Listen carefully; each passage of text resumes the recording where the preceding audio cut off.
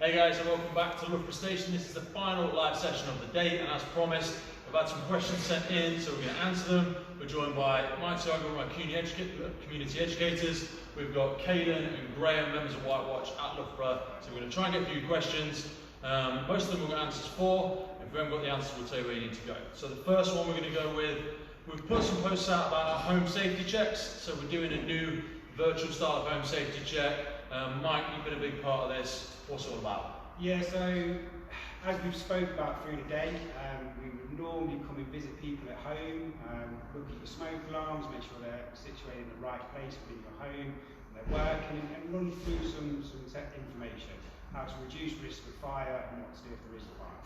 Now, unfortunately, during this pandemic, it's not safe for us to come into people's homes. So we're looking at different ways of working with people. At the moment, we've been doing this via phone conversations, we've been phoning people, giving advice over the phone. Really exciting. Loughborough Station are now looking to do a virtual. So exactly what's been going on today with these virtual experiences, virtual home fire safety check. So firefighters will send you out a link, you'll click onto that, and you'll be able to have a face-to-face with the firefighter over the computer. You'll be able to run through that information. If there's something you're not too sure about, so if you've got a bit of a question, or someone's talking about fire exits, you can move that laptop, you can move that phone, the firefighter can see it and give you exact information.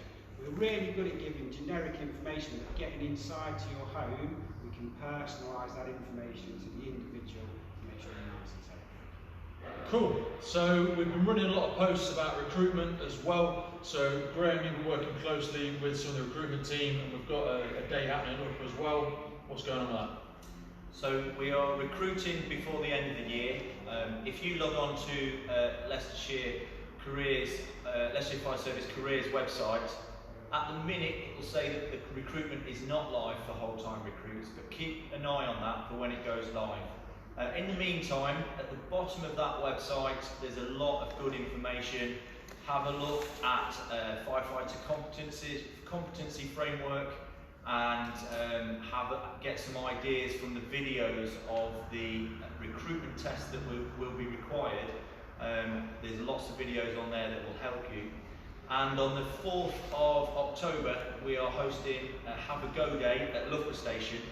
The Have a Go Day at Loughborough Station is going to be primarily focused at the underrepresented groups. So in the morning will be for female recruits interested in a career in the fire service, and the afternoon will be for LGBTQ+ and black and ethnic minority groups.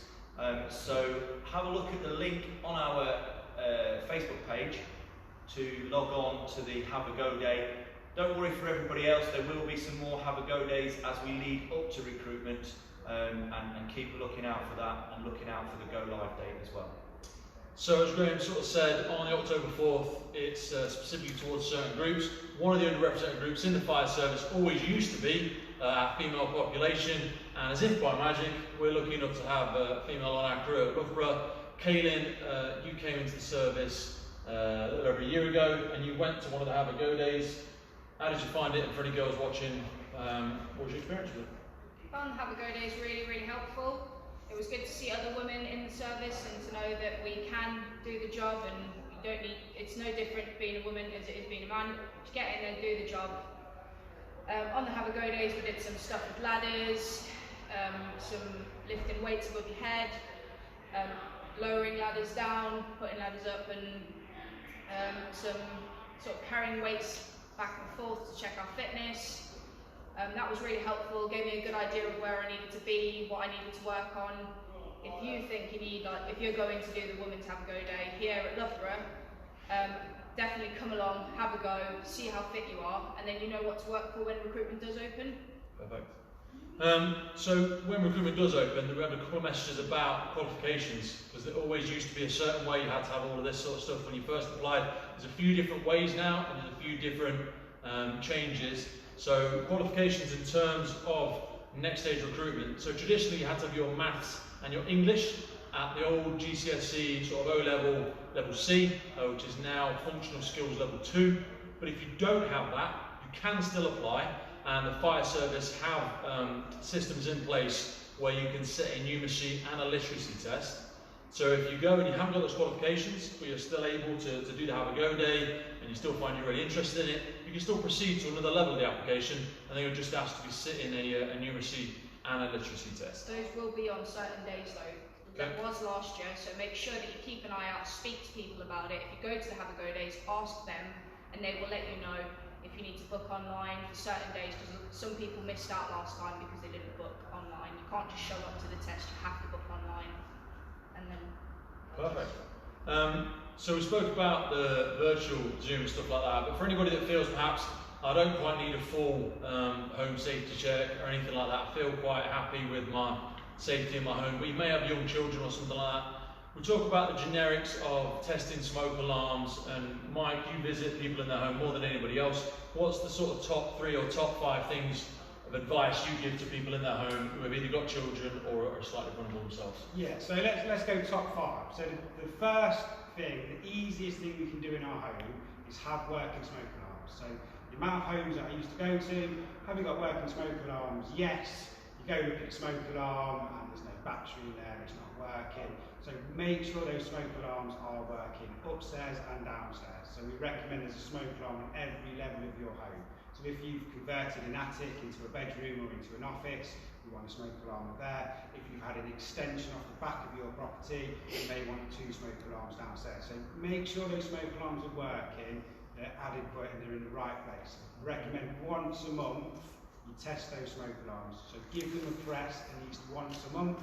If you're struggling to test it, you don't want people trying to go up step ladders and doing themselves an injury. The easiest way to test is with the end of a mop, end of a broom, anything that gives you that extra bit of reach.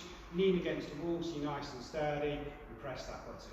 Make sure everybody in the home knows what to do if that smoke alarm goes off. So as children, we're brilliant in schools, practicing what to do. As adults, we forget about it a little bit. So you may know what you're doing, but does everybody else? We should have a clear plan. We should all be going ideally to the front of the property and outside to safety. So nice clear pathways, knowing where our keys are, it's to get out, stay out, call 999. Don't go back in for any items. The really difficult one I get asked is about pets. These guys are trained to a very high level and they will rescue your pets. If that's spiders, if that's snakes, if it's rabbits, they will go in and get those pets for them and bring them out and keep them safe. So have those working smoke alarms, make sure we've got adequate smoke alarms in our property. Everybody knows that plan, what we're doing. We're not having one person out the back door, one person out the front door, one person out the window. We've got a clear plan. Sit around the table, have a conversation about it, even have a little practice. In the home, we've got lots of technology now, and during the lockdown period, everybody at home, tablets, iPads, phones, we want to make sure that if we're using extension leads, that we don't overload these. We don't have mobile phones underneath pillows, we don't have laptops left on the edge of settees, on the end of beds. Just think that that device will get warm. As it's used, it will heat up. So on nice clear tables, spaces, let them have a nice airflow around them, which will keep us nice and safe. Last one will be around our cooking. We live these busy lives, you're cooking something, the kids start shouting, or the doorbell goes, or the phone goes, and you're pulled away from that cooking and you're distracted. If we need to come away from cooking, turn the heat down, take the pan off the hob, know what's going on with that cooking, don't really want to tell. We did have somebody send a message in saying that one of their relatives, doesn't matter who it was, but they can't even hear their alarm, so they don't think there's a lot of point in keeping one, but I know there's different technology out there now. So there is, and there's some fantastic technology out there on a whole wide range of things, not just smoke alarms. So if it was you just wanted a little bit, read a little bit of information, there's a company called First Contact Plus. If you put that into a search engine on the computer and you go onto assistive technology, there's loads of things out there to help people. The one area we focus on, as Pete said, is smoke alarm. So if we've got a hearing impairment, we're not going to hear that alarm, we're not going to be raised to that danger. So we actually fit a smoke alarm that has vibrating pads to it.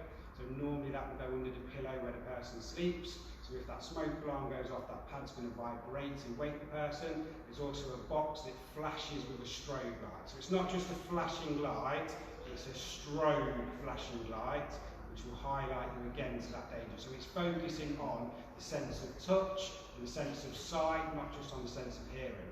So if that is something that people are worried about and concerned about, I would definitely recommend having a look on First Contact Plus. There is information also on our website, so Leicestershire Fire and Rescue Service, and go on disabilities, and there'll be information about those specialised smoke alarms.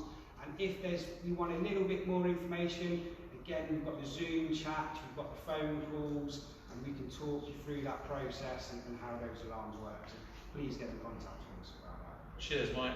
Graham, you're the next bit. Yeah, thank you guys for your questions coming in at home. We are keeping a track of them. So Jade has asked how long it takes to train. I think Kaylin's probably best to answer this. She's just started her training, so I'll hand over to Kaylin. So we have 8 weeks initial training at the college, and that gives us our basic knowledge of how to do most of the jobs that we do here.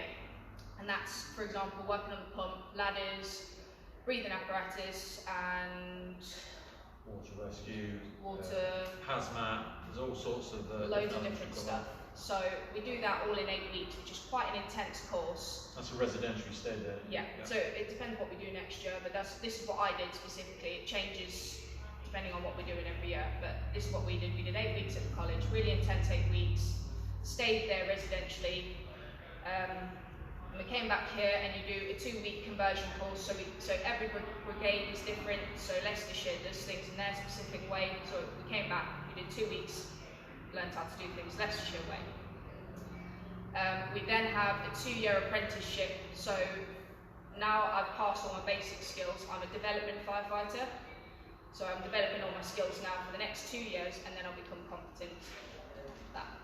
Okay, thank you. I hope that answers your question, Jade.